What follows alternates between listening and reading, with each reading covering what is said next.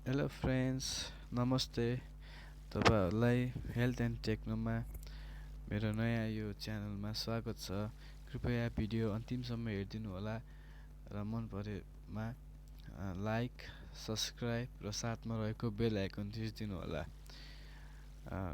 आशा गर्दछु यो भिडियोबाट केही न केही धेरै थोरै तपाईँहरूलाई केही ज्ञान मिल्नेछ, केही सिक्नुहुनेछ। टाइम वेस्ट नगरी म सुरु गर्छु। पहिलो टिप है, हामी अहिले Android user, Facebook user, most of the Facebook युजरलाई हामी कति एप्लिकेसनहरू, गेम्सहरू डाउनलोड गर्छौँ। अनि डाउनलोड गरेर इन्स्टल गर्ने बेला पर्मिसनहरू माग्छ, लाइक कन्ट्याक्ट, स्टोरेज, एभ्रिथिङ। मोबाइलको इन्फर्मेसनको लागि त्यो पर्मिसन माग्छ।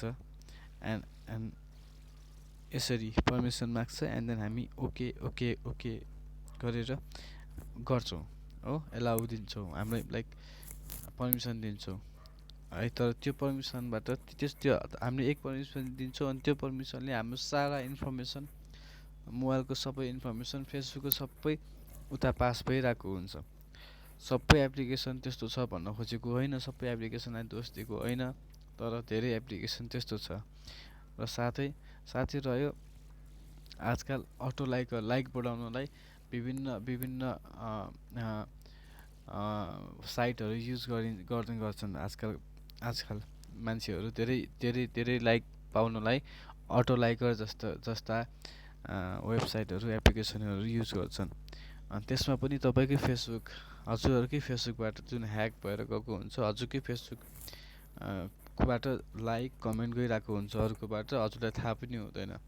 हजुरको पर्मिसन बिना हजुरकोबाट त्यसरी लाइक कमेन्ट गइरहेको हुन्छ। र who loves you secretly, who is your Valentine, यसो ब्ला भन्ने यो जुन गेम टाइपको आउँछ नि, यो पनि सबै हजुरकै मोबाइलको इन्फर्मेसन लिएर हजुरलाई सो अप गर्ने हो। त्यसैले कृपया ध्यान दिनु होला यो कुराहरूमा चाहिँ। यो भयो फर्स्ट टिप।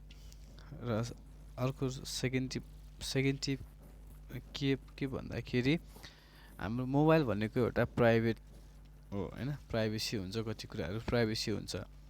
बाइचान्स हामीभन्दा माथि हाम्रो एल्डर्सहरूले, जस्तै बाबा, मम्मी, दाइ, दिदी, हामीभन्दा माथि जसलाई हामी रेस्पेक्ट गर्छौँ, उहाँहरूले माग्नु भयो भने कहिलेकाहीँ मोबाइल च्यापो मागिदिनुहुन्छ, अथवा बच्चाहरूले माग्देला, डिलिट गरिदेला कि भन्ने डर होला होइन।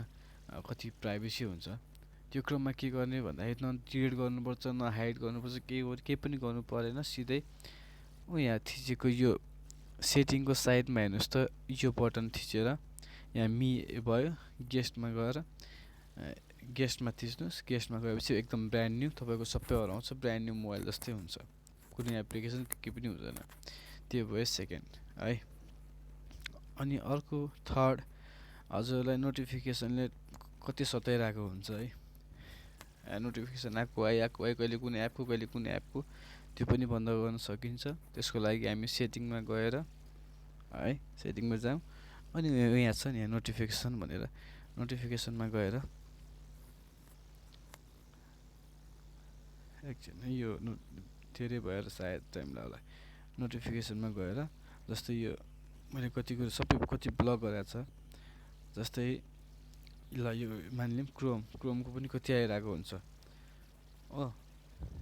क्रोमको मैले यहाँ ब्लक गरेको छ। हजुरले पनि यसरी नै ब्लक गऱ्यो भने नोटिफिकेसन आउँदैन। चाहिने राख्ने, नचाहिने चाहिँ ब्लक गऱ्यो भने त्यो नोटिफिकेसनहरू आउँदैन। त्यो भयो सेकेन्ड टिप। एन्ड देन अर्को के भन्दाखेरि नि, थर्ड कुरा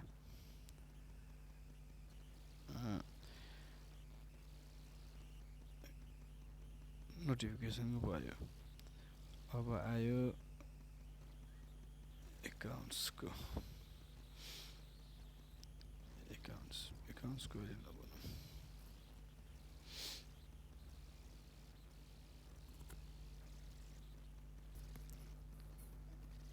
अब हामी फेसबुकतिर लागौँ। फेसबुकमा पनि एक दुईवटा टिप्स मलाई थाहा भएको म सेयर गर्छु है।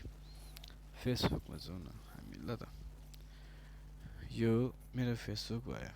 फेसबुकमा हामी यहाँ तिनवटा यो जसमा गएर हामी यहाँ सिमोर भन्ने अप्सन छ, सिमोरमा गएर हजुरको चाहिने उयो नियर बाई फ्रेन्ड्स भन्ने छ नि, नियर बाई फ्रेन्ड्समा हामी नजिकको साथीहरू को को छ यसरी पनि हामीले नजिकको मान्छे त्यसरी पनि हामीले क्याचअप गर्न सक्छौँ, भेट्न सक्छौँ, साथी बनाउन सक्छौँ।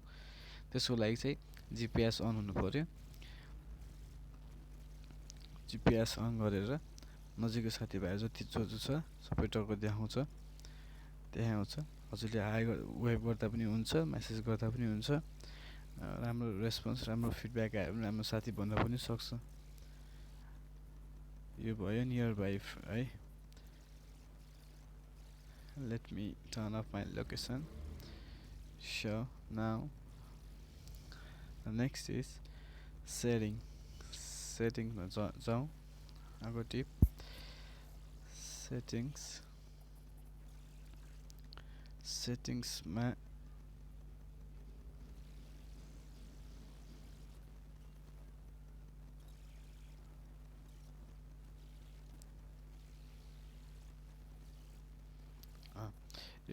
यो छ नि सेक्युरिटी एन्ड लगइन। कति केसमा हजुरले मोबाइल हराउनु सक्नु भएको हुन्छ, जहाँ फेसबुक आइडी हामीले बारम्बार फेसबुक आइडी फेसबुक अफ गर्ने, अन गर्ने, अफलाइन बस्ने, अनलाइन गर्ने गर्दैनौँ नि त। हामी अनको अनै हुन्छ। डाटा अन गऱ्यो अथवा वाइफाई अन गऱ्यो अनि फेरि चलाए जस्ताको त्यस्तै हुन्छ।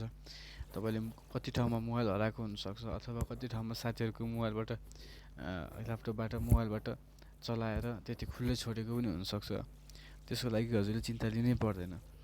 जस्ट सेटिङमा जानु, सेटिङमा गएर सेक्युरिटी एन्ड लगइन भन्ने छ, यसमा गएर हेर्नु where you're Lagad in,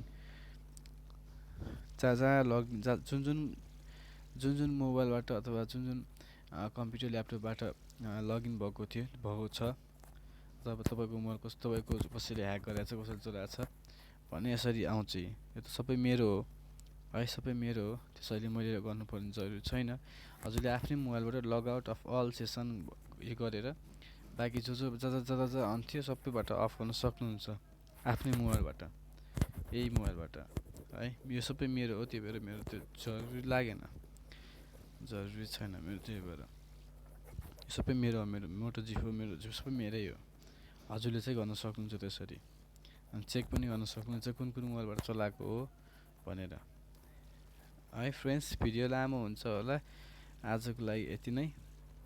next time अरू यस्तै इन्फर्मेसन र हेल्थ सम्बन्धी अरू पनि इन्फर्मेसन ल्याएर आउनेछु। तबसम्मको लागि thank you and please do subscribe my channel. Please subscribe and then please like and comment. Thank you for your time.